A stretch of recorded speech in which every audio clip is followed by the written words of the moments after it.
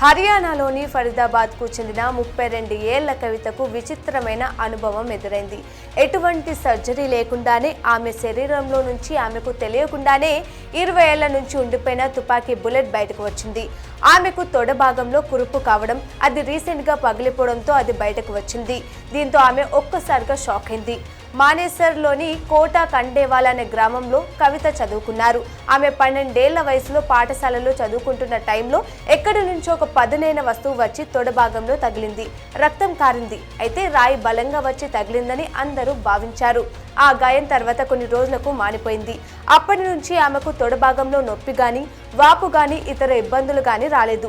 ప్రస్తుతం ఫరీదాబాద్లోని దబూవా కాలనీలో ఉంటున్న ఆమెకు రీసెంట్గా కురుపైంది. అది పెద్దదై పగిలిపోయింది. అందులో నుంచి బుల్లెట్ బయటకు వచ్చింది. కోటా కండేవాల గ్రామం సైనిక శిక్షణ శిబిరానికి దగ్గరలో ఉండేది. అక్కడి నుంచి బుల్లెట్ దూసుకొచ్చి ఉండవచ్చని భావిస్తున్నారు.